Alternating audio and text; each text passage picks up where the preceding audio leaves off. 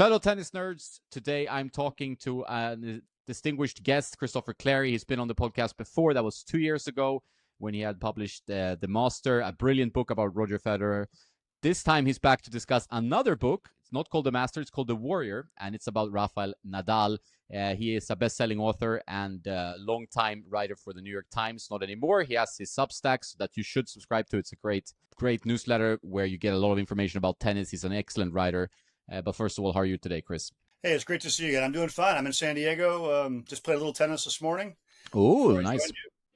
And I didn't meet Nadalian levels, unfortunately, but I did my best to whack the ball around. So it was good.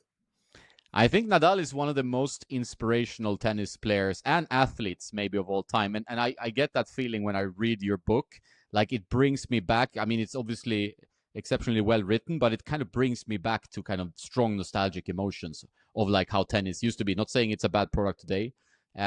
Was that something you went through yourself, covering tennis so long that you felt that this strong nostalgia when you wrote this book?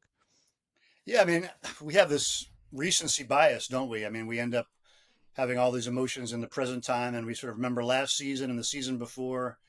But the stuff that, when you have a career as long as Nadal or Federer or Djokovic or these players, the stuff at the beginning, it tends to get pretty blurry, and you tend to forget some of that. So that it was powerful when I wrote this book to go back and look through all my interviews and notes from 2003, 4, 5, 6, 7, those early years, and having that time when Rafa was kind of becoming this global figure in sports, and trying to figure out his place in the tennis hierarchy with Federer and the players who were still there at the time. And so it was a lot to learn again, and I think going back and doing it, enough time has passed that sort of 20-year mark is a good mark to go back and look. As it turned out, that was sort of Rafa's big timeline was 05 first French Open, and then he stopped in 24, and so I felt like it was really, you knew it at the time, but it was one of the most special times in tennis history for sure, to have these two great forces of very different playing styles colliding, and how appealing that they were as individuals and how they really connected with the public. And I think, I hope the book brings that out, because I really tried to go back, especially this 2005 season when Rafa had his breakthrough coming off the Davis Cup win in Sevilla against the Americans in 2004. And that whole year was just jam-packed with development and great matches. Yeah, and it's very easy to forget kind of still recent history. It's 20 years ago, like the Coria, how dominant he was at that time, and Gaston Gaudio, when he came and kind of snatched the French Open, that brought me back, that time. And it was all these whispers about Rafa, like this force of nature almost, he's coming onto the scene. And even the players, which you read about it now in your book, and it's kind of funny, like I remember that as well. They were like, well, there's no point now. He's just too good. Already then he had shown such like dominance and charisma and like on the court as well. That people were already like folding before he had really done anything. Right. That was really fascinating, actually. I mean, he had that early win in 03 against Albert Costa at Monte Carlo, which was, I think, caught everybody's attention inside the tennis bubble for sure. I think everybody knew the potential was there, but you had to see him do it. But I just remember Monte Carlo, he wins in 05 on on his way to greatness at the French Open, but he hasn't played the French Open yet. And Coria, who was, the guy, had been in the French Open final, and he'd been the best, most consistent clay courter for the last couple of years. He goes, I just lost to the best clay court player in the world. And this is before Rafa has started to compile all these amazing things. It's his first Monte Carlo. But Coria was already, I think, in his mind, stating the obvious. Yeah, they could feel it. Those players know it. You play, you know what it's like. So I think that, and people tend to describe Rafa, interestingly, you use that phrase, force of nature. People tend to describe him as a natural phenomenon a little bit, Even Federer in some of the interviews that I did, I mean, it's like he almost talks about him as if it's it, not he. It's like this thing that's sort of taking over, in that case, the clay, but ultimately many other things too. And yeah, one of the things you talk about in the book a lot is his connection to the clay, right? Like, and that maybe makes him even more a force of nature, right? Because he's so connected to the surface. He's like a part of the surface, and the surface, kind of poetically in the book as well, becomes a part of you, because all the granules, all the particles are everywhere. You talk about the clay factory and stuff where they break the brick, and all the work that goes into just making that clay court as pristine. Like we're talking about the French Open, one of the best clay courts in the world, and you feel that. You feel like it's so all connected and it's kind of like meant to be. And that's kind of a nice sensation in retrospect to like being able to picture that very important part of tennis history. Well, it's funny because I feel like it is a kind of a granular, tactile experience, writing about clay court tennis. And Rafa is, such a physical thing. And have you been to the tennis club Monaco? Have you played there? Or Rafa? I've been there, but I haven't played on the courts. I've been to his academy, and I was around a little bit in Monaco as well. I will Yeah. do that more. I will go there again. That would be fun, He actually. obviously has his big academies. That's where all the Yeah, focus is now. But one of the real interesting things is to go spend time at that place because, especially with me having this sort of clay court accented book that I have, and maybe we can talk about the reasons why I chose that. I don't mean to diminish Rafa as an overall player, but it just seemed like that was the element you wanted to get into. But I mean, you walk into this club. I don't know if it's been renovated in the last year, but when I was there, it's felt a bit trapped in time. There are yellowing newspaper clippings behind kind of faded glass, and it looks like things haven't changed, in some ways since the 70s or the 80s there. But what really strikes you is that the red dust and the clay, it's everywhere. It's kind of rubbed into the walls. It's on the walkways. It's part of the cement now. It's sort of sticking to the fence. All the drag nets have got it covered on them, and it's just there. It's just part of, I guess, like growing up in the Sahara, with sand, in your tent. It's just kind of the way it is, right? So I think that was a really wonderful image to have in mind writing the book, just to sense that's where Tony was. Rafa's family lived right across the street early on. So it was literally across the street.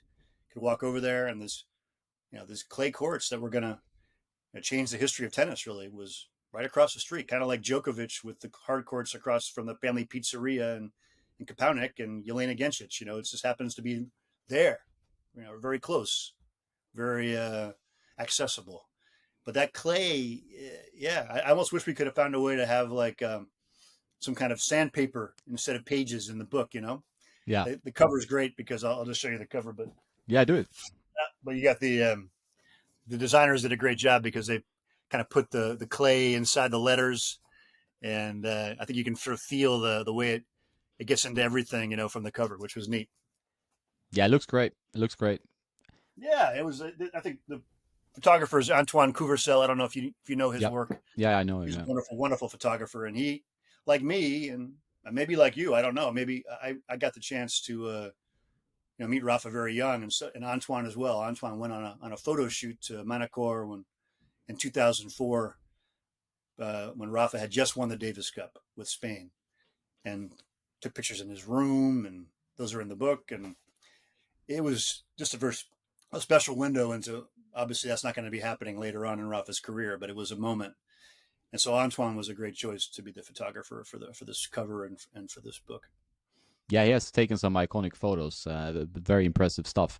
And it's interesting. We talk about the clay, and the clay is such a strong part of Rafa, but it seems like in his ways, almost like he doesn't want to be pigeonholed into that. Just I'm a clay court player. He wants to talk a lot about like I love grass. He was obviously a very good grass court player. His injuries, he talked about in an interview with Roddick, right? Like the injuries more of prevented him from like showing even more results, in Wimbledon. He couldn't play for many years and so on. So did you sense that as well? Like he didn't want to get pigeonholed or categorized as just a clay courter. He wanted to show that, okay, I can do any surface and I like all the surfaces, but then the clay is where he showed his true dominance. Right? Absolutely right. No, and there are actually interviews from him when he's very young, when he's asked, which tournament do you want to win the most? And he says Wimbledon. And when he's 14, 15, 16 years old. So I guess it's not surprising in a way because, I mean, his first love and maybe still his greatest love is soccer. And that's played on grass. So it isn't like he was a grass is for cows kind of guy, like a Bruguera or some of the other players over time, or a Rios. I mean, he definitely connected with that natural surface as well. But his destiny was clearly the clay, and that's what was most accessible to him. I know he played on hard courts quite a lot with Tony growing up. Cost him a bit to switch back and forth as much as he did for his body, as you would know. And he's talked about that over the years, how that was maybe a mistake looking back. But I mean, he is, and I hope this book in no way is taken as Rafa is a clay court specialist.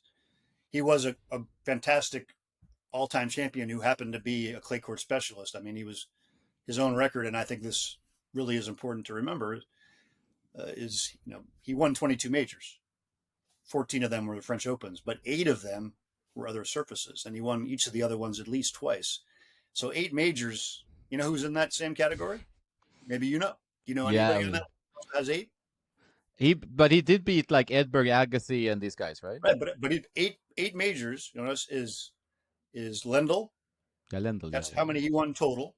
Agassi Agassi and was 8. Connors. Okay.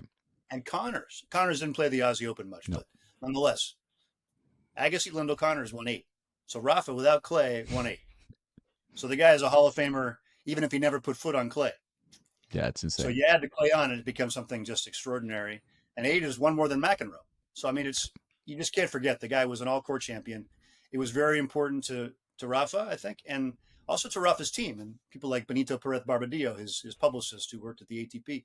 Benito was very sensitive to any suggestion that Rafa was a clay court specialist, and I understand why he was. I mean, he has a multi-surface champion who has an ability to reach all parts of the world with his ability, and a lot of clay courters until Rafa came along were often kind of consigned to a little category apart. And I think the concern that Rafa and his team had were that he didn't want to be in that category, and ultimately he really shouldn't be. But there's really, for me, no doubt, and I hope you agree, when we talk about Rafa 20 years from now, what are we going to think about? We're going to think about 14 French Opens and the clay, I think, unless something crazy happens and people are able to play and have 40-year careers because of biological advancements. I don't know. But from what I can tell, 14 is the number. It's going to be there, on the wall of history. Yeah, and there's something with the surface of clay, like fitting him so well also as a person, right? Like the grit, the determination. I think also he's one of the best problem solvers. Like you talk about that in the book as well, like how he saw everything as a challenge. He was a little bit like stoic suffering that Tony instilled in him. Like you have to suffer. Suffer is a challenge. Challenge is good. That he learned really early, and I think that is, if you ever play on clay, like people listening, it's like clay is a surface where you have to work harder. Like always, you have to grind longer. Points are longer. You're gonna get dirty if you fall over. You have to learn how to move with the surface. He was obviously amazing at sliding both directions, stuff that many players cannot learn, like in the same way that he had it naturally. So I think it's just such a fitting, you see Rafa with like some dirt on like a white shirt or something. You see the red in him, and I think that is the most poetic and kind of the most suitable picture with him. Like that the surface works so well for his personality as well. You're right. I think he's a multimedia artist, but his best canvas was clay. Yeah, no doubt about it. Absolutely. And I think Emilio Sanchez Vicario describes it in the book. He says it's the perfect storm. And it really was, because all these things came together, and all these things had to come together, considering who he's playing against, too. He's got Djokovic, who's a great clay courter, and Federer, who also grew up on clay and played wonderfully on clay, even with his more attacking style, and the Vrinkas and Murray, who got good on it, and Del Potro, and just so many challenging players in this era. Maybe not quite as much depth on the surface as there might have been 25, 30 years ago, but high level. So what he achieved required a perfect storm. And I think the combination of his amazing physical abilities, his incredibly talented athlete, the sliding and technique that you described, the forehand, which is an ultimate weapon on many surfaces, but really on the clay because of what it can do, and then the psychology and the mentality all coming together. And you need a little bit of luck. You need to make your own luck. But I just don't think all those elements would be so difficult to bring together again. And you highlighted Jonas very well. I think Tony had a lot of help, more than I think I realized before I started to report this book in depth. I don't think I'd realized quite to what degree he was bringing other people into the mix. And it was a very wise decision on his part to do that, because he hadn't been to the top of the summit and hadn't built a player of that level. But he obviously deserves the lion's share of the credit. But his real genius was what you described, was that ability to develop from a very early age this mentality of, it's going to be hard, but we like hard, and you're going to love the fact that it's hard. And that's where the challenge and the beauty lies. And he was able to integrate that, I think, in Rafa's training and mentality from the very beginning. And obviously, then you got to have someone like Rafa who has the natural ability to accept that, not crack, bend but not break, and really embrace the ethos of it. So I think it might look kind of straightforward from the outside as he crushes everybody into red dust every year for 20 years almost, but it wasn't. It took a lot of things that had to come together for it to happen.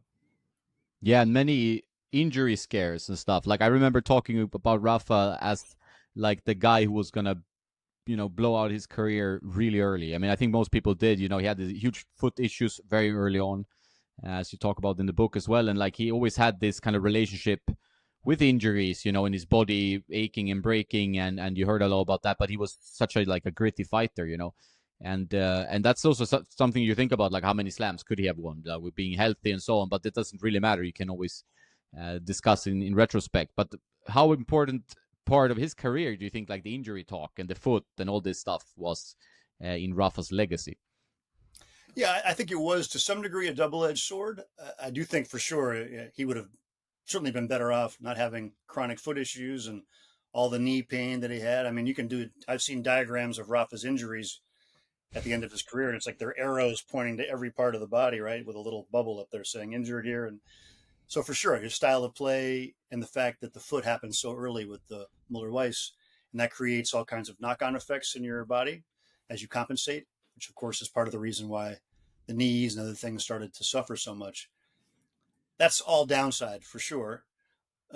The upside is that I think he was mentally perhaps uniquely equipped to deal with this because of the way Tony created this expectation of adversity and this idea of embracing it and realizing that it was going to be part of the package and there was no avoiding it and you should not seek to avoid it.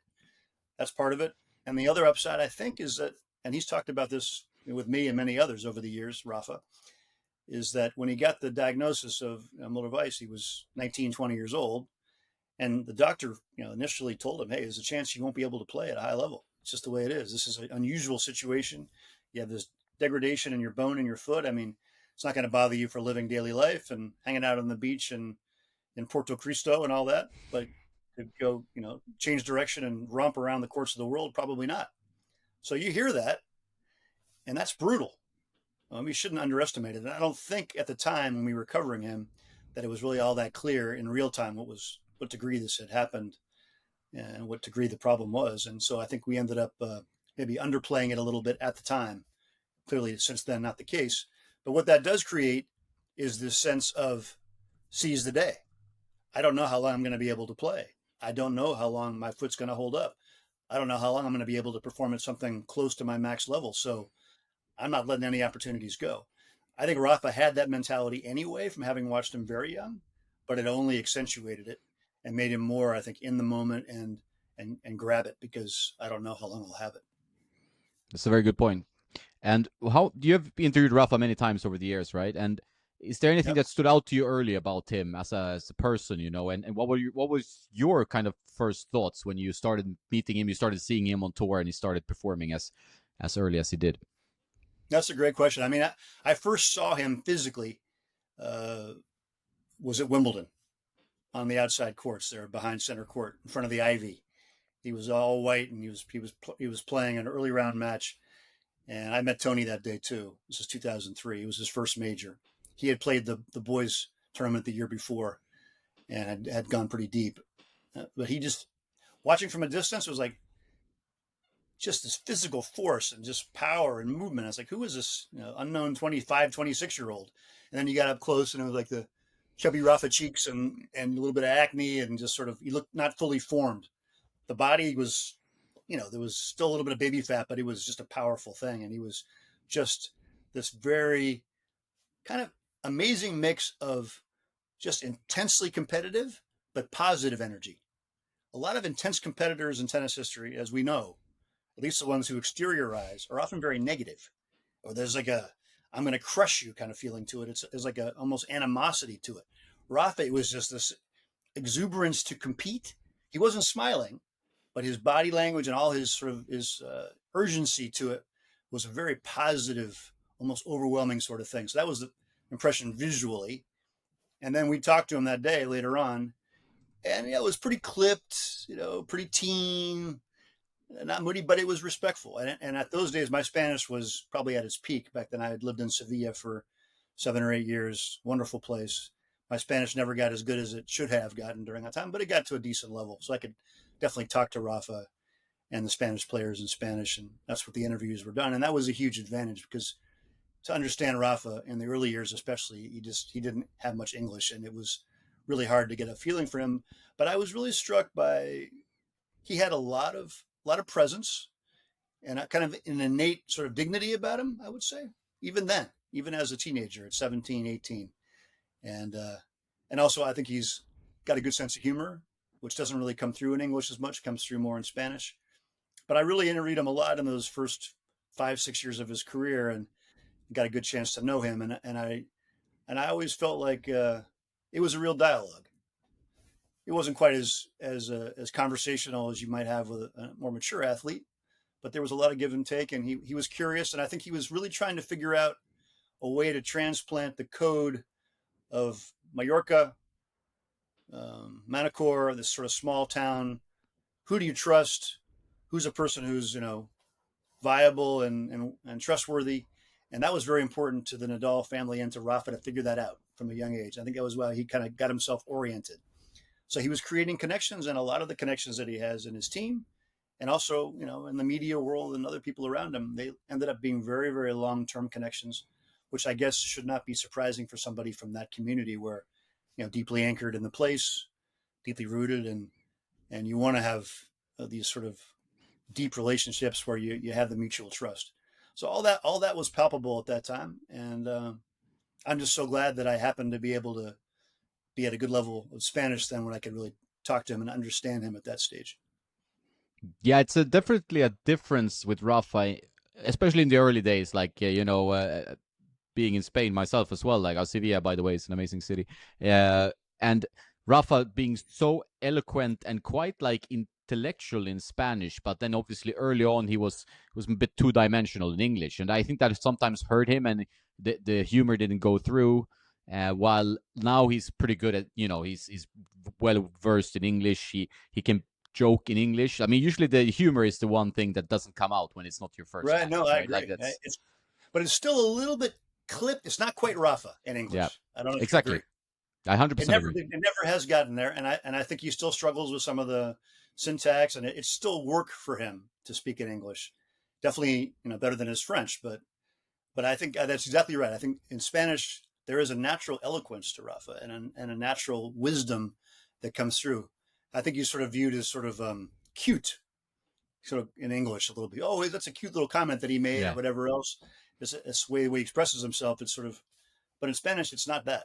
It's almost, and a lot of the sports writers, as I write in the book, are 20, 30 years older than Rafa, and he's sort of in there having a dialogue, holding court, and saying, it's not quite like that. I'm going to tell you what it's like. So Rafa is also not somebody who has any fear of debate, and I know Tony is that way too. So I haven't spent as much time with Rafa in recent years as I did in the early years, but definitely that love of a good argument and a good debate is kind of part of the Nadalian legacy for sure. Yeah, how do you see the relationship with Tony? I was a bit surprised that he was not like showing up for the Davis Cup. He wasn't there for the final. It was a bit of a sad end to the Rafa legacy, in my opinion. The Malaga, the last Davis Cup match he played. And I don't think people would have wanted it in other ways, but you can never get exactly. And now he's getting something at the French Open, which is more fitting. But Tony wasn't there. And like, how have you seen their relationship evolve and act throughout the years? Yeah, I mean, I haven't been privy to a lot of the backdoor stuff. Of course, I wouldn't want to speculate on that, but it's clear. It's sort of it's the essential relationship in Rafa's career. Without Tony, he would not be a tennis player. There's no doubt. If that hadn't been a connection, he would have been a soccer player. I think that we can be 100% sure of that. So he kind of changed the destiny of sports by that. And I think Tony will tell you that the most pleasant years for him, the ones that were the richest for him, were when Rafa was becoming, kind of when he could pass on his wisdom, create this code, let him react to it, rub up against it, resist, not resist. I think, and sort of building that sort of player brick by brick from the early stages, what Tony really loved with Rafa. And I think he had let's be honest, he had a big measure of control at that point. So the emancipation, process for a guy like Tony was never going to be easy, even though Tony is an intelligent, sensitive person. But it was not going to have that level of autonomy and ownership. Somebody who gets that big as an athlete and matures is going to want to hear other voices. And ultimately, you think about it, it's almost more surprising that it lasted as long as it did than that it ultimately broke apart, because it's just a huge pressure, that sort of almost paternal. I'm not sure what the verb is for an uncle, but or the adjective is for an uncle, but that relationship of mentor and mentee, it had to change at some point. I mean, Borg had it with Lennart Berglund, even though he wasn't his relative, but Borg only played until 25 or 26. So you don't know how it would have evolved later on. So I think I'm sure there have been difficult moments for Tony along the way to sort of let go, feel like you're being a little bit marginalized. And that's, when he ends up announcing that they're not going to be together anymore, he's going to leave the team and go to the academy in early 2017. I mean, he doesn't even tell Rafa. He sort of lets it come out at a coaching conference in Budapest. And one of the things he says or jokes about is that he used to decide many things, and now he basically decides nothing because of the people that have come in. So for sure there was frustration and some nostalgia, I'm sure, for Tony with those early years, but what critical early years they were. And I think it's absolutely important for this thing in Roland Garros for Tony to be somewhere in the stands. Huh? I'm sure he and Rafa maybe are not as close as they once were. I'm sure it's huge love and respect within the family, but he needs to be there. I mean, he's just too big a factor. The Davis Cup thing was, I think, certainly not an intentional slight. He had another commitment he couldn't get out of, and nobody knew Rafa was going to be playing Davis Cup at that point when he made those plans, and he was planning on coming in for the weekend if they would have beaten the Netherlands in that quarterfinal match, but then they end up losing, and it kind of all becomes I'd say a little too low key, the whole thing, and sort of a little too off the cuff. It feels like. I like the part where Rafa grabs the mic and sort of directly talks to the public for 12 minutes. Just who can do that, right? He just kind of philosophized with the Spanish public. That was special, but yeah, I think he needs something really powerful and ceremonial, and he'll get that at Roland Garros this year, I'm sure. Yeah, and I think it's good for tennis because, like, I think we were so spoiled as tennis watchers, lovers, nerds over many years. With Rafa, Roger, Novak now, maybe on the Swan Song here, and then you forget that you were that spoiled. Yeah, like you kind of like, oh, I remember that was magical. Like because you become like a kid. You're like, oh well, this is supposed to happen. Rafa's supposed to win the French Open. Federer dominates on the grass. Blah blah blah blah. And on it goes. And now we're entering a period of a little more uncertainty, even though we have Sinner and we have Alcaraz. They've been like the two poster boys for this new generation of tennis players, although many new other guys coming up as well. But I think it's important to cherish that era and like have a proper like celebration because it was a huge thing. And I think also interesting that I want to get into like is that Rafa's relationship with the French. Like I know you've lived in France and you have strong connections to France, right? So it's like that connection of like in the beginning they were not really taken by him so much. I remember that, like, oh, this guy is winning every year. We don't like it. It's boring. We have French players. We have Gasquet. We have Monfils. And but now, like, okay, they in the Olympics he got to carry the torch. Pretty huge show of affection for a non-French person. That's pretty impressive, I would say.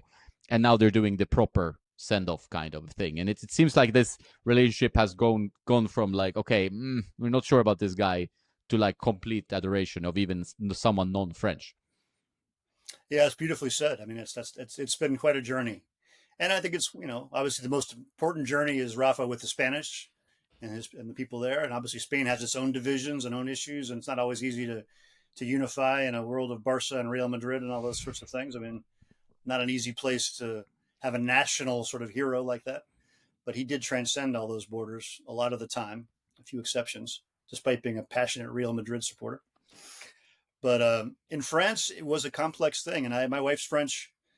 My kids are, binational, and I spent a lot of time there, and I speak the language very comfortably. And Roland Garros is the tournament that I know the best of all the sports events that I've covered. So I think I have a pretty good grasp of where that thing has come from and where it ended up. And I would say early years fascination, prodigy, force of nature, like you said, just embraced him, I thought, pretty fully in 2005 when he finally made it. People forget he should have played in 2003, ended up with a crazy thing happening, like falling over a net, hurting himself, couldn't play. 2004 injury, he can't play, but he already knew what a force he could be. And so there was a huge buildup in anticipation. And he arrived having won Monte Carlo and Rome and everything else when he came to Roland Garros the first time. So he arrives as a favorite. And that's quite a burden, quite a thing. I don't recall that ever happening in any other major, not at the French Open in my memory anyway. And then he does it. He converts, doesn't even play a 5-setter, and he wins the first one. So that was love affair, I thought. And he looks different. He's got the sleeveless and the clam diggers and the long hair and exotic look. And it was just a great thing and all kinds of vibes. And 06 was pretty good too. But then it just because he was becoming such a force and clearly going to dominate, and he ends up, reeling off 4 to start. The French like their underdogs, and they like their variety and don't want dominance. They want to have some suspense in their tournament. So that was part of it. And the other part, which I have a whole chapter on, is an interesting part.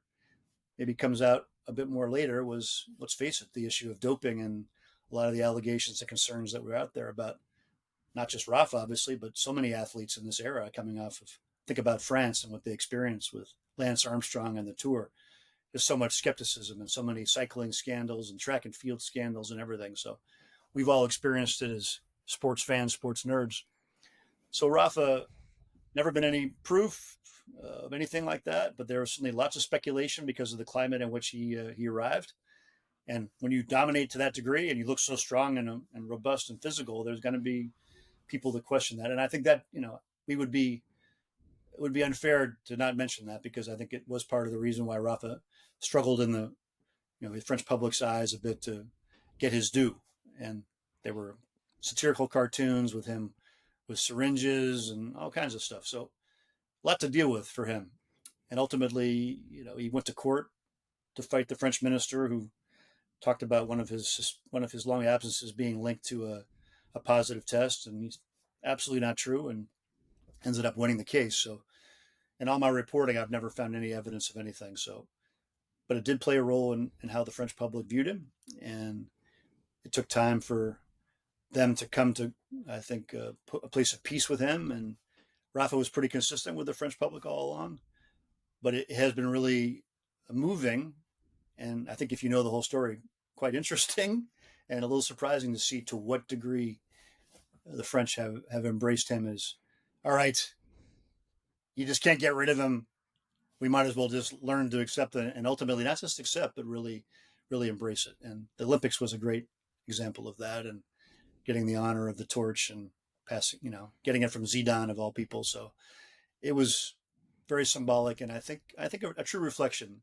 Rafa has earned everybody's respect with the way he conducted his career, but the French were probably one of the harder ones to conquer, but he did it. Yeah, they are, and they like the artists as well generally, like and the flair and I think like when Rafa came in, he had quite bulging biceps, and he showed them off. It was kind of that a little bit of anti-hero vibes in a way of like now he's coming to take Federer, who's the l'artiste, he was the elegant guy, and Rafa just goes and destroys him, in the weight final. I think he got 4 games, Roger, right? So there was obviously that. I think also like it was easier to embrace for them, Roger, than Rafa, and Rafa was so dominant. Like nobody likes too much domination. I think it's I can understand that. And then with the doping stuff, the doping is always interesting in tennis. Now we have Sinner, of course, with this coming off this situation with Klosterball. Everybody has different opinions of that, and what happens now, how will it be received? Obviously in Rome, it's all good maybe, but then we will see from the tennis world. It's always like a little bit of whispers in the locker rooms, and everybody's on Adderall, everybody's doing this, and the doping is always there, in the background. Yeah, I think all sports in this era have had to deal with skepticism and cynicism, and and ultimately sports has done it to itself. I mean, with the abuses over time, and there were moments when tennis, frankly, didn't do a great job of controlling and of policing the situation. I do feel there's a lot more oversight now, and I mean, obviously the independent agency that's running anti-doping in tennis now has gotten a lot of criticism, and there have been some inconsistencies in how their rulings are adjudicated afterward on appeal and things like that. But I can guarantee you the tennis is doing a more thorough job now than it was when I started covering tennis 30 plus years ago. There were many things that weren't tested for. There were hardly any, if any, out of competition tests unannounced, and there was no blood testing. So clearly, the the oversight is better now, but still, the issue is, as like in English we say, a bad penny. It keeps turning up. I mean, it just these issues continue to surface because it's important. Athletes are held to a certain standard, and Sinner, all the ruling, if you read it carefully, there's no at all sense that it was intentional.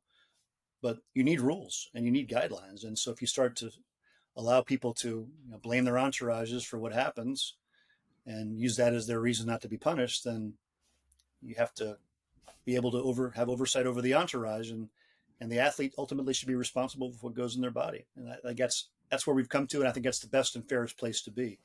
But it's going to create some tough situations where some athletes who probably don't deserve it are going to be punished, and some athletes who might deserve a longer suspension are going to have shorter suspensions. But I do feel better than I did at the beginning of my career about where tennis and a lot of sports are in terms of the anti-doping fight. Yeah, I agree. It's getting better, but it's maybe slower than people would have liked, But that's of course how life is. Was the work as hard with this book? I wanted to get into that, like as the title suggests, like the warrior. With the master, you have like the elegance and flair and seeming effortlessness, of Roger. It's just everything looks so easy. With Rafa, it looks like work. It is work, but it's amazing work. It's impressive work. Like, was the work harder here? Was there the different approach to the research? How did you feel about the process? It's a great question. I have in that introduction. I don't know if you remember or not. I know you read the book. There's a little section in there when I talk about writing about Nadal, and you kind of feel like you want to suffer too when you're Yeah, I writing. like that. I like that part a lot. Yeah, You want it to be hard. You want it to be. You want to feel the pain, and you Clay want to on get the into keyboard. Yeah, you want to get into the routines, and you kind of want exactly. So there's an element of that for sure. I mean, I think I called it method writing instead of method acting. I mean, I think that was a fun thing to realize in yourself as you were doing it, trying to kind of get in character a little bit. It was a challenge in some ways because having written the Federer book, I mean, Nadal is 5 years younger, but he and Roger just have so many cross pollination and overlaps. And I really didn't want to write anything resembling the same book. And I wouldn't have written the book if I was approaching it as a classic biography. I think what made this one both really challenging and really rewarding for me was the structure and the format that I chose. And that is, Rafa and the clay, Rafa and Roland Garros. And the book kind of zooms into Rafa. It's got his whole career in there, but it zooms into Rafa, and then it zooms into Roland Garros, or it zooms into the clay for a chapter. And I wanted to have this sort of dual structure where hopefully Rafa is the thread, of course, but you'd have a deep understanding of both the man and the place, how they changed each other, how they've become one in a way they really have. And this ceremony on the 25th of May is a great indicator of that. It'll never be the same again because of what he did. And obviously he was changed by it as well. But I don't know there's been a lot of sports biographies like that, where you have such a deep look at a place and the history of it and all those who shaped it before he arrives. And then you have him in his own sort of parallel development on the side. So to write that was very challenging because you didn't want it to feel like two books sort of slapped together. You wanted to keep it connected and keep, the story and the thread of Rafa's amazing career going. And so I think that was a completely different challenge than writing about Federer. The Master is much more written about Roger and his rivals, but it's, very Roger based and based on the places that mattered to Roger and places where we met over the years, places that he had deep connections, be it Dubai or South Africa or Basel or whatever it is. Rafa, you know where he's from. You know where he's from, Jonas. You've been there many times. So it's just, this is more about let's bring these two threads together. And honestly, it was the hardest thing I've done in my career so far, trying to make that work. Yeah, but it works because the connection between him and the surface, like I talked about, it's almost like he has some clay in his blood, right? Like there's some parts Yeah, of clay in the bloodstream of Rafa, and that's what makes him the warrior. And I think that really works. But I understand that from a writing point of view, it must be a challenge. During the research process, or like going through your notes and old interviews and stuff, was there anything that surprised you again, like, or made you, wow, yeah, this was a new thing for me, or this was something that kind of I forgot about and now kind of came up to my senses? well, I think I learned a lot that I didn't know, and I think some of the stuff that I went back and looked at actually knocked on to things I was able to explore and research more for the book this time. One thing I didn't know, and I was very surprised to learn. Have you met Joffrey Porta? Do you know him? No, no. He's a Spanish coach based out of Mallorca. He's from the mainland, but he was a guy who was running a Spanish national training center when Rafa was young. Tony knows him well. He played a role in advising Tony and Rafa. When Rafa played Miami Open first time with Federer in 2004, Joffrey was traveling with him. Like Tony Colom also played a role like that, where he traveled with Rafa sometimes, coach from Mallorca. But Joffrey told me that Rafa, and if you look back at like the Petitas and some of the early videos of Rafa, he is playing at hyperspeed, not during the point, between the points. He is like serving, get the balls, serve, no delay. I mean, it's just like Nick Kyrgios or something. It's super Yeah. fast. So, and then you look at where we ended up with just the most ponderous, routine, tick-filled sort of thing. So I don't think I had fully grasped how that happened, how that transition was made, or that he even played at hyperspeed when he was young. But Joffrey told me that they were worried he was going to burn himself out, that he was using up too much energy, wasn't getting enough time to rest or sort of reboot between points. So Tony started giving him a couple extra balls, like pick through the balls and pick the ball, just to kind of slow him down. And then, routines sort of started to be established to deal with the stress. And then it just became kind of a monster, honestly. And it went probably too far, farther than Rafa would have liked. But, maybe just a bit like Federer, who was this hothead and couldn't control himself and then became like Mr. Greek statue, Mr. Zen, at least on the outside. Rafa also was playing against type. I mean, maybe he would prefer to play at a Kyrgios type pace deep inside of him, but he created all these layers to help him have the pace he needed. And it's true. I mean, Nike told me that they actually had to develop a special fabric for Rafa because he sweats so much. And they had to find a way to, absorb some of that in his clothing and everything else. So clearly he had some physical obstacles and mental obstacles that he had to fight and change, but they also created some new ones. So that was a big revelation, to be sure. And I think also the role that a lot of those people played, like Porta and Tony Colom and obviously Francis Roig all through Rafa's career as an assistant coach to Tony.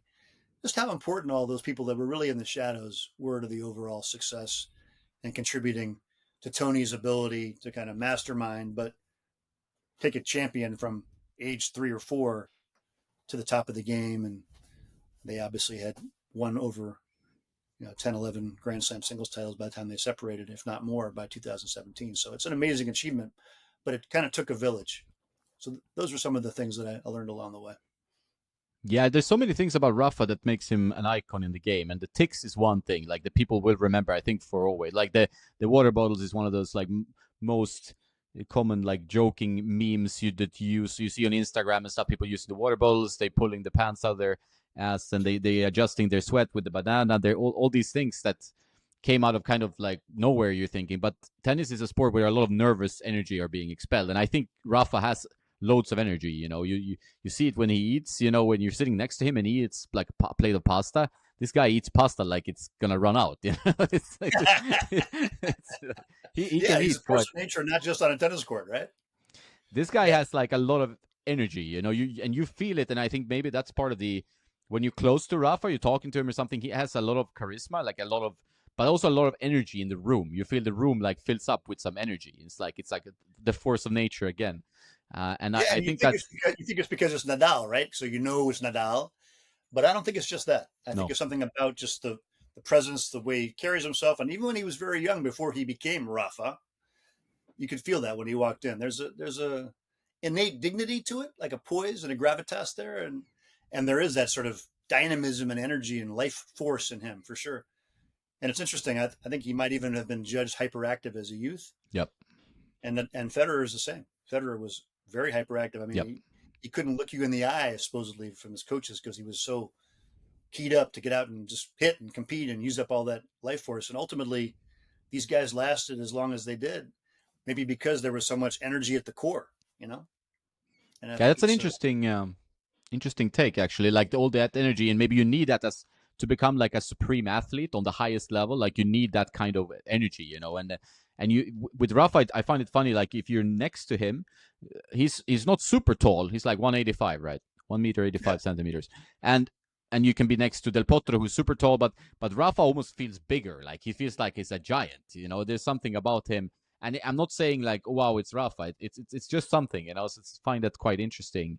Also in the book with all his energy and that he didn't have these tics before. But I think all tennis players looking for ways to manage nerves. It's like you're alone, the whole world is watching. If you're playing on a high level, you're very nervous. You're gonna throw up a serve. How do you collect your emotions? You know, how do you focus in on the point? And then you can have 60 ticks. You can look at the strings. You can count to something. You can, you know, adjust your pants or whatever. So it's like you see Iga, who is also, you mentioned, like as a huge Rafa fan, that she also does a lot of things, you know, to manage her emotions. It becomes like kind of an important thing, a kind of noticeable thing as an observer as well. I agree. I think that's, Christian Marcoli, who was the performance psychologist from Switzerland, who worked with Roger for a couple of years at a critical phase in Roger's teen years when he was trying to overcome this the temper that he had and the frustration and the acting out that he was doing. And I don't think without that change, Roger could have been a champion, but he did find a way to do it. But Christian said that for him, that's the hardest thing about tennis is that all that downtime, all that time between plays, if you will, or points that you have to manage. And it's a mental challenge. Obviously, you want to recover, but really it's how you, and he says, in my view, at the highest level, those 25 seconds or 30 seconds between the points, how you manage that is the difference between success and failure often. And I think that, Rafa's way of doing it was very different than Federer's, very different than Djokovic's, although Djokovic with the bouncing and all that sort of thing with the balls. But Rafa's whole deal is much more elaborate or at least much more obvious and evident. And, I think Rafa would have preferred not to have had to go to that level to make it work. He said that. But the one thing you asked about, looking back when I had my notes, one of our first big interviews was in Monte Carlo in 05. And one of the things he said to me was, it's a bad tick and I got to get rid of it. And I know I will. And I got to get rid of it. And he's talking about grabbing the back of his shorts. Yeah. 20 years ago, so he knew then, but he never stopped. So he added the shoulders. I use that as the beginning of one of the chapters because it's just a very human thing, right? We all do it, and we all have things we can't quite beat. But you're absolutely right. I think tennis, that dead time between performance is a really tricky thing, and I mean golfers certainly have it, and other sports, but tennis is such a critical thing to be able to manage it. And Rafa's way was to just lay routine upon routine, so he didn't think about the bigger picture, and he stayed very small picture. Yeah, and I wonder if we will see some ticks develop from other players, because you see some players, like, I mean, that they pay homage, or they do some, they try to imitate, even if they're not that much younger. In this case, we have like Carlitos maybe not being so similar with Rafa, but you're probably going to see players are trying to copy, and like, for example, the Vamos just is now a global thing. Everybody says Vamos everywhere around the world in a tennis club, even if they're from the Philippines, UK, Sweden, whatever. Like, it's a Vamos. You say Vamos, a lot of them, or at least, and I do. And it's funny, that's just a Rafa thing, because he was always so exuberant early on. You described that in the Davis Cup chapter when he beats Roddick. It was like, this guy is just like, after every important point, just like Vamos, jumping, and he calmed down quite a bit. But in the beginning, he had so much Vamos energy all the time. It's like, yeah, I remember that now, but I forgot about it's it. It's like you use it as a noun. So much Vamos. Yeah, it's a noun, right? Yeah, it's exactly. true. You can use it any way you want, but no, it's true. And again, it goes back to what we said before about life force and that sort of innate dynamism and vitality in somebody. And he had it. I mean, I guess I'm trying to think about I wouldn't say someone like Steffi Graf had that. Steffi Graf was much more inward. Yep. I never sensed that Steffi was like maybe a little bit at the end of her career at times, at points of victory, but it was all happening internally, but didn't stop her from being a great player. Chrissy Everett, similar, kind of thing. I'm not sure it has to be there. Maybe that's a different kind of thing, but certainly there are a lot of wonderful athletes and tennis players we can think of that do have that quality and helps your candle burn longer. I'm sure it does. What do you think, like a record of Rafa's? Like, there's 22 slams, Novak has 24, Roger ended up on 20.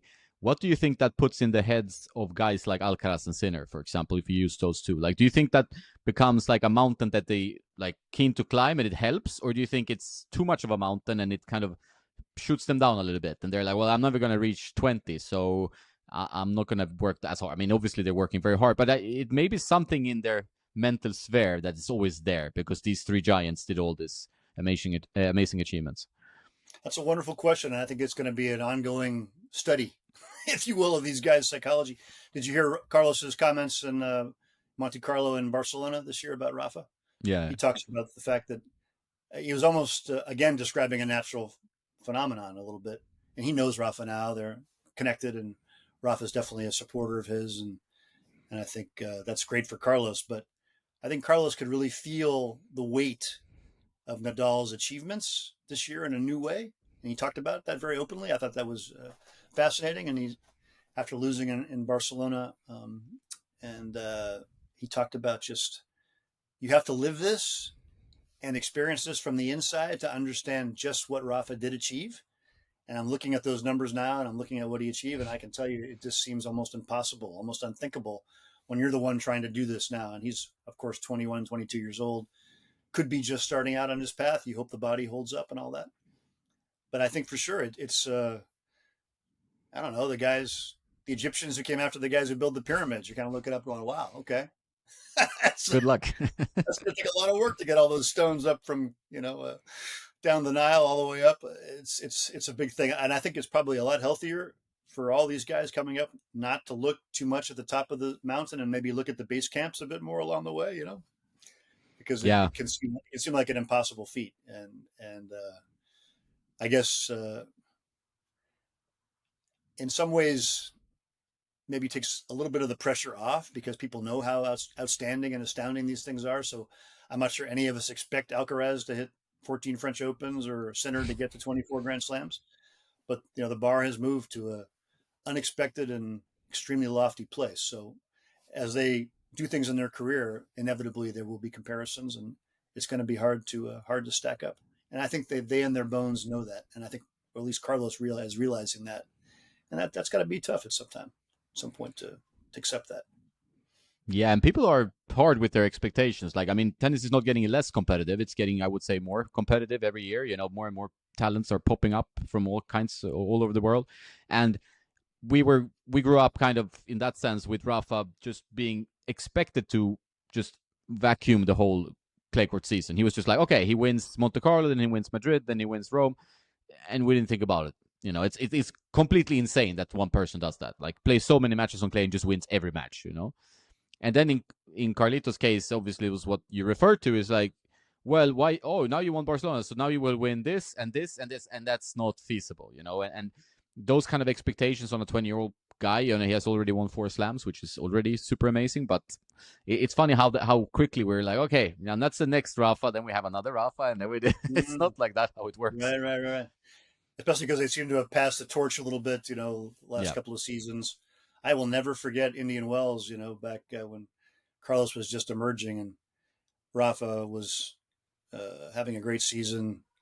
And he was watching the TV in the press room after the press conference was over with his hand on his chin, kind of Rafa like this, just intensely gazing at Alcaraz playing Cameron Norrie on the TV. And he was just checking it out. And he was going to play Alcaraz the next round if Alcaraz won. And he was just bored in looking at this. And you could just see, he's like, this guy's a player. This guy's a factor. And finally, somebody's coming along who also could be my rival, but above all could be carry the torch and the legacy in Spain. But it's just intense concentration. He didn't even notice us looking at him, looking at Carlos. So, it's a lot, but better to have had the connection with Rafa, better to feel that support, better to have him as a resource.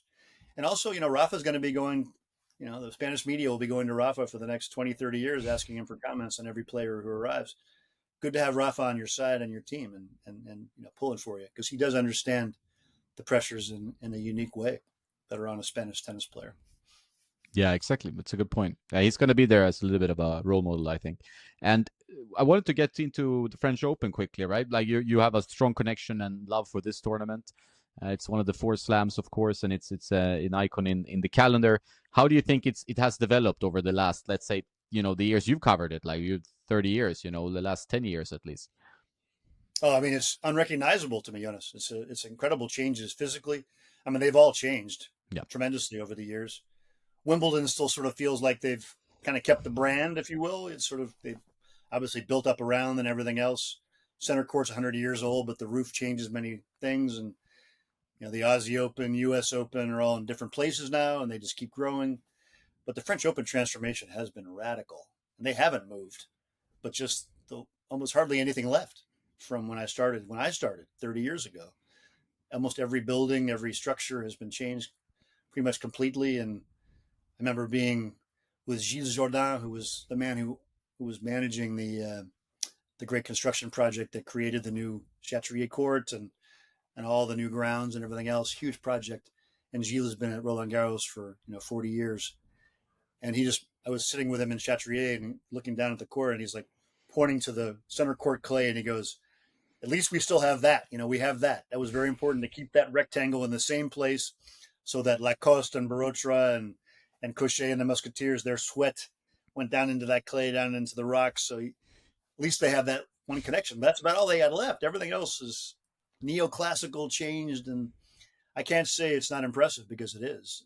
And I think they have upgraded the grounds, and I love the greenhouse court, which was obviously a huge legal battle to get access to building that court and the botanical gardens. I like the new court 14 on the far end of the grounds. Where I used to live in that area, it was public courts over there, hard courts. So they've managed to kind of colonize all these different areas that connect to Roland Garros to keep it there. But court 14 is kind of based on the Pietrangeli court and Italian Open, so sunken court, got a lot of atmosphere. So they've done some great things, but it does in many ways feel a bit like a new tournament. But the story of Roland Garros is an interesting one, because we see these Grand Slams now, and they all seem like they were always meant to be that way. But Roland Garros was in a precarious position, much like the Australian Open, for a lot of the 70s and the 80s. And it was not at all a given that it would remain a Grand Slam or a major, and not at all a given that it would have the success and prosperity that it has developed. And I think that was another interesting thing in researching the book and going back in the past, was the importance. People go, well, why the heck are you calling the court Philippe Chatrier? It should be called Nadal, or it should be called Yannick Noah, or something else. And I understand the argument, but Chatrier, no Chatrier as the French president, and no Roland Garros of the way we know it. I mean, he was a critical figure and pivotal in being able to protect it, rebuild it, and very limited means economically at a time when it was really down. And he was the one who kind of navigated that. Had his detractors, to be sure, but he was a brilliant administrator, and he truly loved French tennis and had a deep connection to the Musketeers. He had played with a couple of them when he was a young boy, so he knew them personally, and he took that connection very seriously. So it was important to me in this book, if you're telling the story of Rafa and of Roland Garros, that you make the connection and the thread to that distant past and the French Musketeers, who were such a big part of French tennis history, and the reason why Roland Garros was built, because the Musketeers beat the U.S. in Davis Cup in 1927 at the Germantown Cricket Club in Philadelphia, and they needed a big stadium because Davis Cup was a big deal. So that's why they built Roland Garros. No Musketeers, no Davis Cup.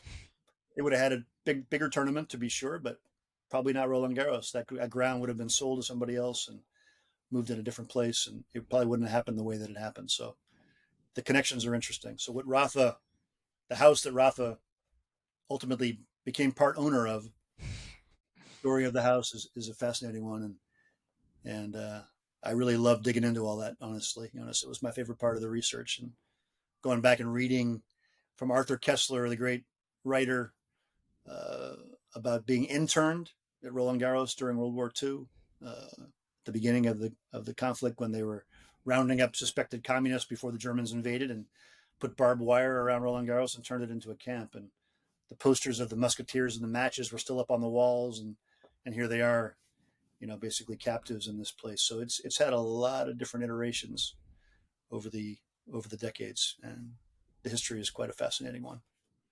And important to capture. I think you do it beautifully because it's. I think this is a like now where you just take all these tournaments for granted, but a lot of changed in tennis history, right? Like I mean, we have French Open had like I remember that as well. Like it had a little bit of a topsy turvy history overall, but like the Australian Open, of course, was not even looked at as a slam for many years, and it's like these things we forget because now all these brands, where there are brands, are powerhouses. Like the tennis brands, like iconic tennis brands, they have so much power really in the minds of us. And now this year they also introduced this queuing system where you have to have like you can be part of a raffle to buy tickets and stuff, kind of Wimbledon style. That's new for this year, and it seems like more and more people every year.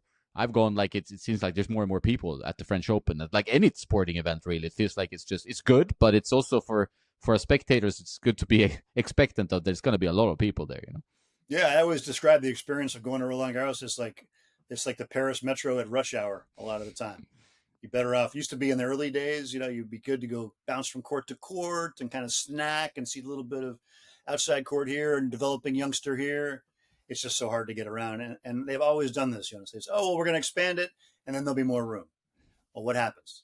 They expand it and then there are more fans. And and the space fills up. It's like building an 8-lane highway in California, You keep building all the lanes that you want. The lanes are going to get filled up eventually. So, I've kind of lost hope on that one. But when you are in your seat at Roland Garros and you get that seat and you hang on to it for dear life because it's a precious thing, and the sun's going down and the shadows are going across the courts, and you are, the Bois de Boulogne just past you with the trees around, and Eiffel Tower from the top of the Chatrier you can see, still pretty magical. And, it's maybe not as intimate and cozy as it once was, but it's still a special experience. And these majors have just gone from strength to strength. Maybe too much for the good of the game in some ways, but it's definitely they've managed to monetize and grow in a massive way in the last 20 to 30 years, and really separated themselves. So we'll see what the Masters 1000s can do now with these packages that they've created in the 12 days, which I don't know how you feel about it. I don't like it. I think it's too much downtime and takes up too much calendar space and kind of wears the players out mentally, I think, too much. And also, I write about this in the book. I think it risks diluting maybe the power of the majors too, because if you have 2-week events all the time, yes, you have best of 5 for the men for now, but you lose a little bit of that special quality, which is important for making champions and telling the general public, tune in now. This really matters. That's an important thing to be able to say.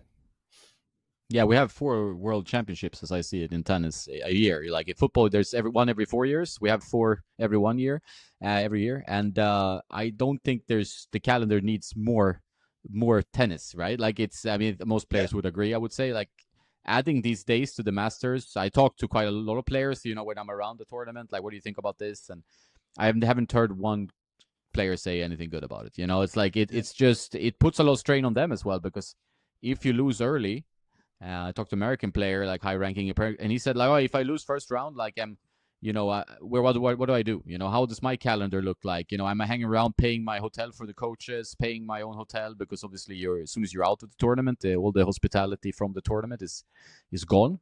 Right. So that puts also a little bit of strain on their wallets. And like, how do I go play a challenger next week? What do I do?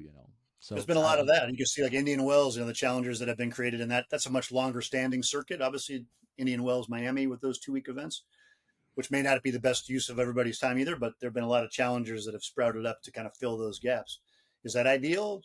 It's hard to promote that. You don't know who's going to play until the last minute. Not so great, but there will be responses and reactions. But the players are not complaining about the profit sharing, though.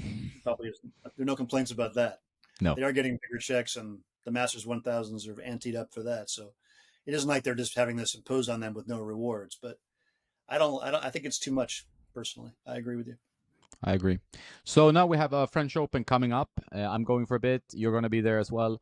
What do you think? Like, who are your what are your hot takes for this French Open? Like, we have Sinner, we have Alcaraz, we have Novak, although he's been pretty much missing during this season. I've seen him a lot here in Puente Romano here in Marbella, but uh, mainly training a little bit. So there's a lot of question marks around his form. It's been non-existent pretty much coming in. So who do you have? Like, what do you think is going to happen in this French Open? Yeah, I mean Novak also, don't forget, amazing last year performance at the Olympics, just epic, incredible. But that's best of three, and best of five now at this stage against all these threats that are out there. I don't know, but you could say it gives him time to problem solve and all that, but also can wear you down at that stage in your career for sure, late 30s like that. So I think it's a fascinating one on the men's side, really actually on both sides, because on the women's side, Swiatek is obviously vulnerable. I wouldn't be surprised to see her bounce back, strongly in Rome, which obviously has similar conditions to Roland Garros. But if I look at the men's side, Alcaraz has been a flickering flame. Sinner can obviously be great on clay, but it's not his best surface, and he's coming back. You've seen. I personally I don't cheer for players. I like storylines. I'd like to see Casper Ruud do well, personally. I feel like the guy's paid his dues. He's a great guy.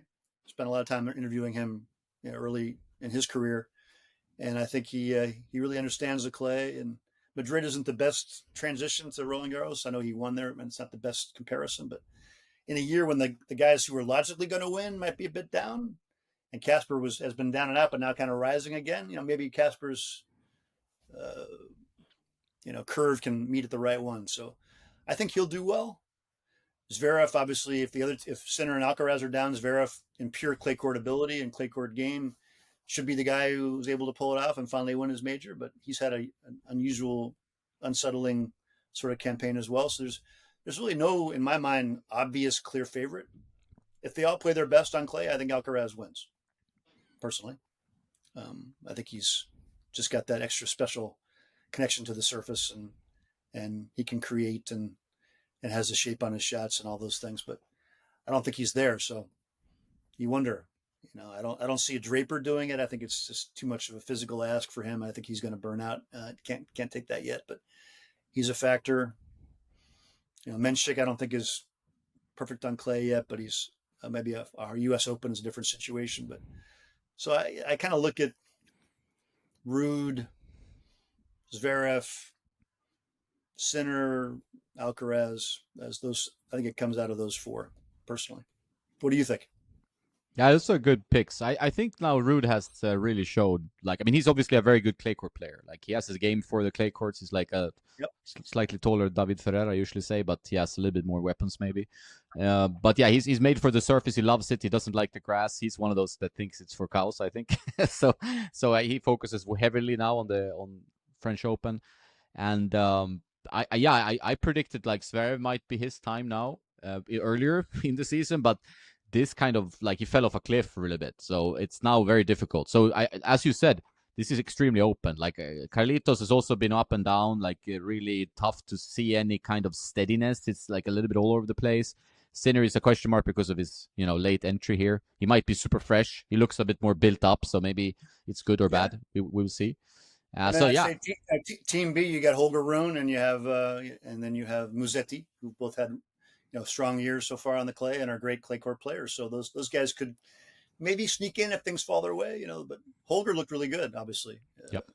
Early in the clay court season. He's had some physical issues, but he looked like he'd hit a different level just after that disappointing Indian Wells final. Yeah, and On the Cerundolo women's has been side, good as well. sorry. Cerundolo has been good as well, I have Yeah, to say. But maybe for like an upset, he's not going to win the tournament. But maybe I for just some. haven't seen him play the biggest points well. No, Maybe it's he true. can do it, but he seems like he's a little brittle mentally, and he's had some opportunities to really break through, and he hasn't quite been able to navigate those pressure points the way you'd want to see a potential Grand Slam champion do it.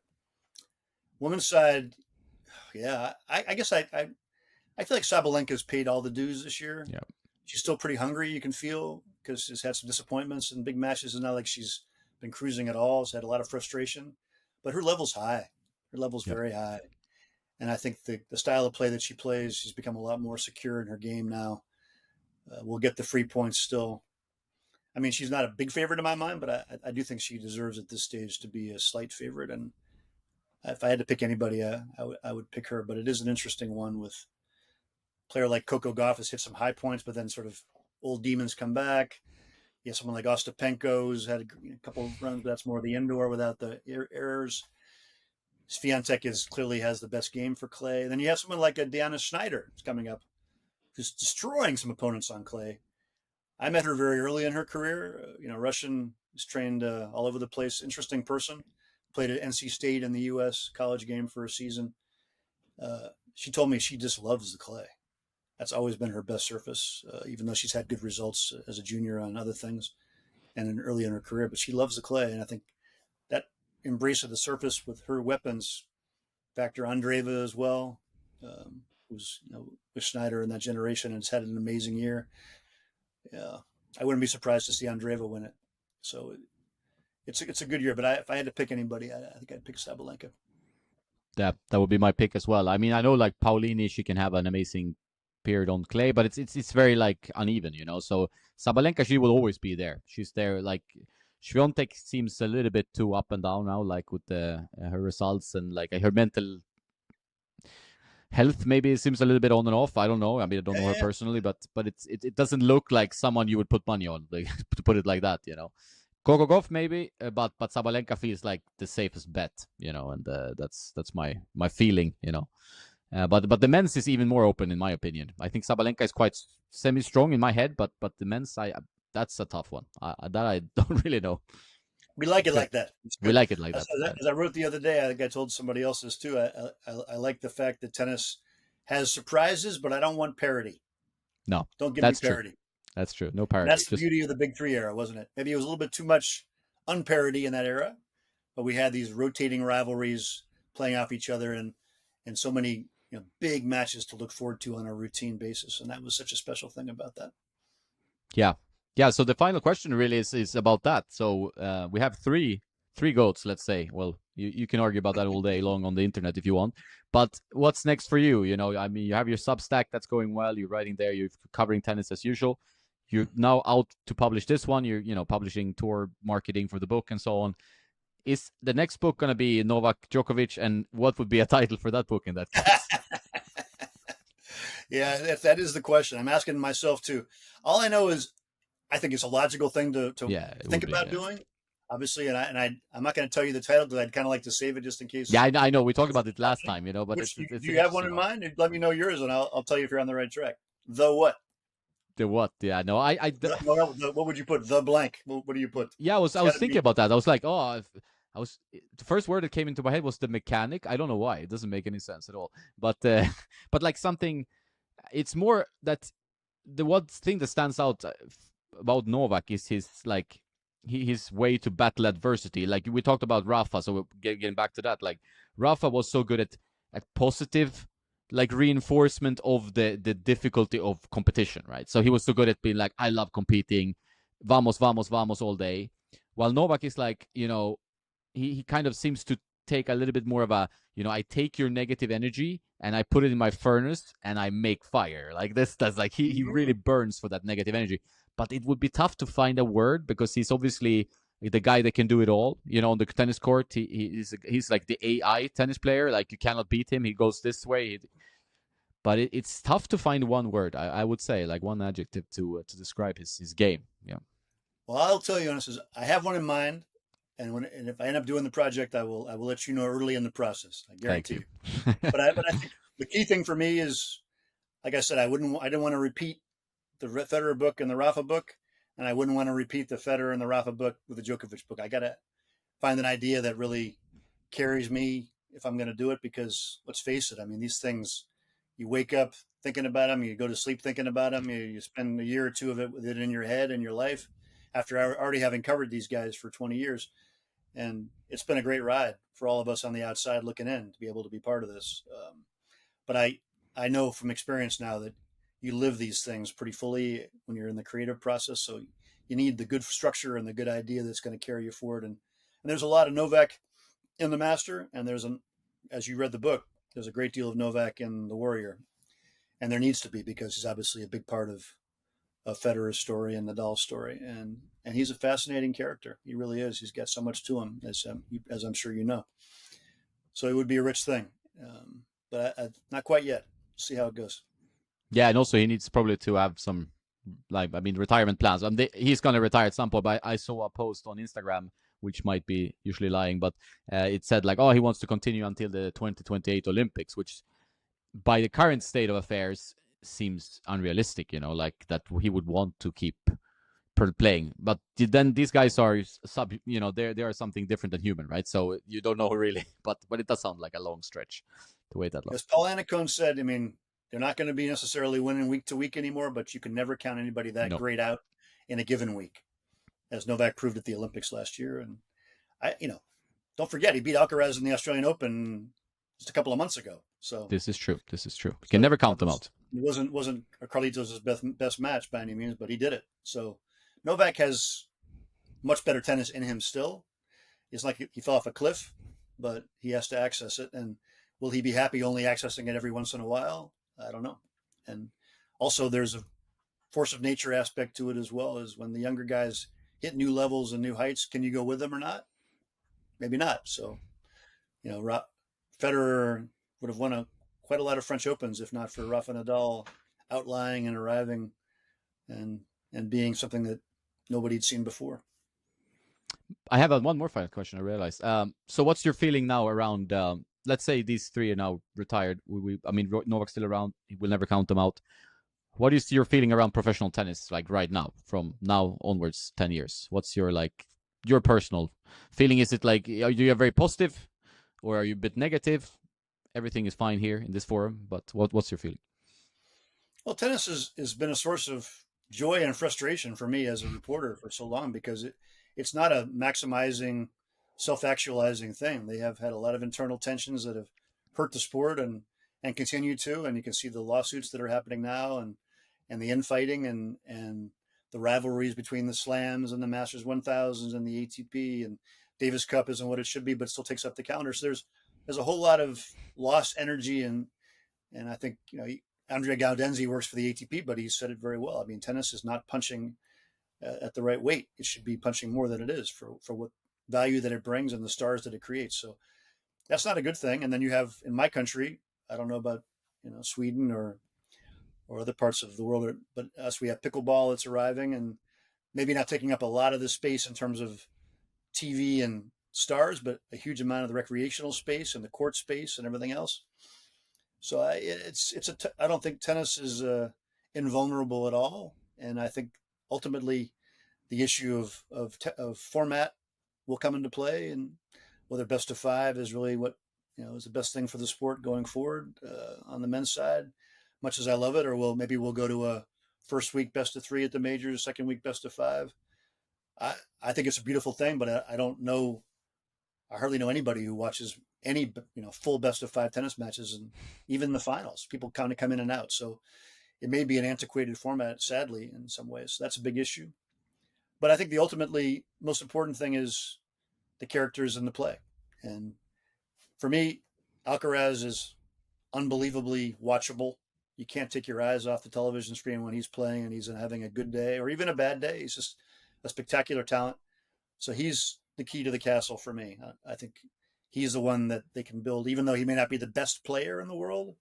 He is the best spectacle in the world for tennis.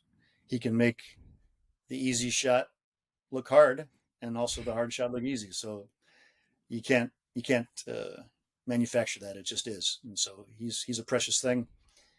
And I think if he's in the mix, tennis will have a lot of appeal. And then you have the guys that are going to be building up around him. But it's no guarantee. As just watch this documentary on Netflix, you can see all the forces that are pulling at him.